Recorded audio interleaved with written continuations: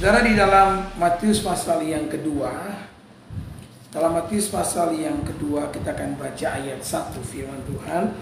Sesudah Yesus dilahirkan di Betlehem di tanah Yudea pada zaman Raja Herodes, datanglah orang-orang Majus dari timur ke Yerusalem. Ya. Alkitab mengatakan bahwa Yesus ini lahir pada zaman Raja Herodes, dan kita tahu bersama bahwa Herodes yang dimaksudkan oleh Alkitab adalah Herodes yang jahat.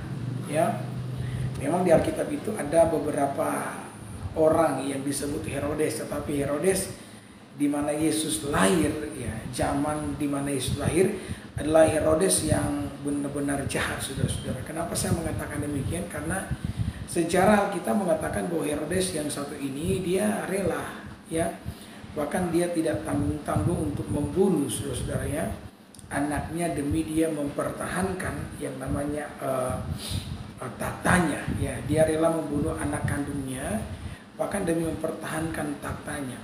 Itu sejarah mengatakan. Bahkan Alkitab mengatakan di zaman itu muncul sebuah syair yang berkata bahwa lebih baik menjadi babinya Herodes daripada menjadi anaknya Herodes, karena masih jauh lebih aman jadi babinya Herodes, karena babi adalah binatang haram yang tidak akan pernah disentuh oleh Herodes, sementara menjadi anaknya justru ada dalam keadaan yang tidak aman. Dan benar-benar terbukti beberapa orang anaknya mati di tangan Herodes sendiri, karena Herodes benar-benar takut anak-anaknya akan kudeta dan merebut takhta dari kekuasaan yang dipegang pada waktu itu. Nah, maka saudara bisa bayangkan tiba-tiba orang Majus datang dan memberitahu kepada Herodes di mana Mesias atau raja orang Yahudi itu lahir. Ya, karena kami telah melihat bintangnya di timur. Alkitab mengatakan ketika orang-orang Majus mengatakan hal demikian, maka Yerusalem kaget, bahkan Herodes pun kaget. Ya, maka kita mengatakan Herodes mulai mengumpulkan para ahli, ya, ahli Taurat, dan Herodes mulai bertanya kepada mereka di mana tempat di mana raja orang Yahudi itu dilahirkan. Herodes bertanya karena Herodes ingin saudara-saudara membinasakan bayi Yesus yang baru lahir itu sendiri. Ya, saudara, dari perenungan ini saya mulai bertanya kepada Tuhan, kenapa sih Yesus harus lahir di zaman raja yang paling jahat ini ada? Tuhan ini sepertinya tanda kutip dia cari gara-gara begitu. Kenapa Yesus tidak lahir pada zaman yang tidak ada pemimpin jahat, yang aman, yang damai begitu? Kenapa harus pada zaman Herodes? Ya, bukankah pada akhirnya kita mengatakan Herodes pun menentang, ya, kelahiran daripada Yesus? Dia bahkan membunuh beberapa bayi orang Ibrani, bayi laki-laki, karena dia mengejar bayi Yesus. Ya, ketika saya mulai merenungkan saudara-saudara peristiwa ini, maka saya mendapati satu kebenaran yang juga memberikan kelegaan bagi hati saya, dan saya percaya bahwa kebenaran ini pun akan memberikan kelegaan kepada saudara. Tuhan hadir, ya, Yesus lahir pada zaman yang paling sulit. Kenapa? Karena saudara-saudara, Allah itu lebih besar daripada semua keadaan sulit yang dapat kita hadapi. Semua kita takut dengan keadaan sulit. Semua kita takut dengan keadaan yang penuh dengan penderitaan. Seolah-olah ketika kita berada di dalamnya, maka sudah tidak ada lagi harapan bagi setiap kita. Ya, maka kita selalu berharap dan kita berdoa bahwa kita tidak mengalami kesulitan. Tetapi saudara-saudara, ya, selama kita masih hidup di dalam dunia ini, kita akan mengalami yang namanya kesulitan. Ya, ketika engkau mengalami kesulitan, maka engkau perlu membangkitkan imanmu. Engkau percaya sebagaimana Yesus bisa terlahir di kandang singa, katakanlah, dan dia tetap selamat, dia tumbuh menjadi dewasa karena ada penyertaan Tuhan di dalamnya. Maka kita pun meskipun ada di tengah-tengah kesulitan hidup, ya, kalau Tuhan bersama dengan kita, maka kita pun bisa bertahan hidup. Ya, zaman sekarang tidak akan lagi dipermudah, saudara-saudara. Kesulitan akan semakin bertambah-tambah.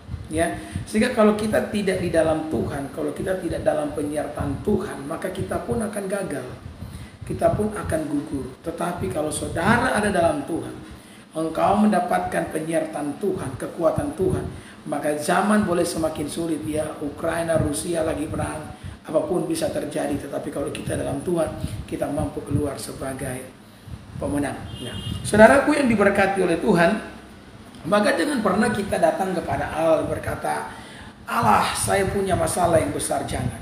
Ya, tetapi katakanlah kepada masalahmu bahwa engkau punya Allah yang besar. Amin. Ya. Jadi yang perlu kita garis bawahi di sini adalah respon kita. Ya, respon kita atau fokus kita dalam menghadapi kehidupan. Kalau fokusmu kepada masalahmu, maka masalah akan kelihatan lebih besar daripada Tuhan. Ya. Tetapi kalau engkau memandang Allah, menaruh perhatianmu kepada Allah, maka Allah akan lebih besar daripada masalah yang engkau hadapi. Meskipun kita tahu bahwa Allah itu lebih besar dari masalah yang kita hadapi, kalau kita menaruh fokus kepada masalah, maka kita akan kehilangan yang namanya kekuatan. Ya. Maka penting bagi kita untuk terus memandang kepada Allah sesuai dengan tema khotbah saya ya, supaya ada kekuatan yang mengalir di dalam kehidupan saudara. Nah, perhatikan apa yang terjadi dengan Petrus. Ya, Petrus kan bersama dengan murid-muridnya satu kali mereka lagi diombang-ambingkan di dalam perahu karena ada badai yang turun dan mereka tidak bersama Yesus pada waktu itu. Maka mereka benar-benar ketakutan, mereka kehilangan semangat menghadapi badai karena itu bukan badai yang biasa. Ya, padahal mereka ini para nelayan yang profesional. Maka Yesus yang melihat keadaan murid-murid datang menolong mereka.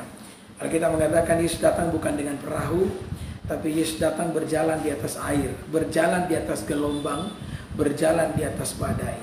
Ya. Jadi hal ini saja menunjukkan kepada kita bahwa Yesus itu lebih besar dari badai. Amin. Yesus lebih besar daripada pergumulan kehidupan setiap kita sehingga dia berjalan di atasnya. Nah, murid-murid yang ketakutan memanggil dia dengan sebutan hantu. Ya biasalah orang kalau takut dalam keadaan sulit ya, maka kadang-kadang saudara-saudara pandangan kita pun akan mulai buyar. Tuhan yang datang dan kita berpikir bahwa yang datang itu adalah hantu.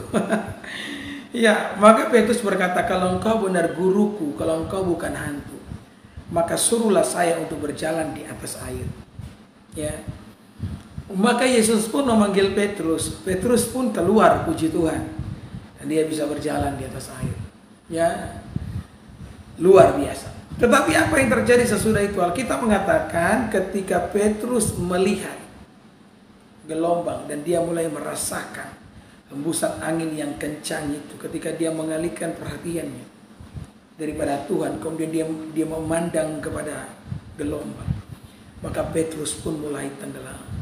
Maka penting sekali saudara-saudara kemana engkau mengarahkan pandanganmu ya. Penting sekali kemana engkau melayangkan pandanganmu, karena itu akan memberikan kekuatan, bahkan bisa melemahkan saudara. Ketika engkau memandang Tuhan, ada kekuatan yang hadir. Ketika engkau memandang masalah, maka yang hadir adalah kelemahan. Hal yang sama dituliskan berulang kali dalam Alkitab.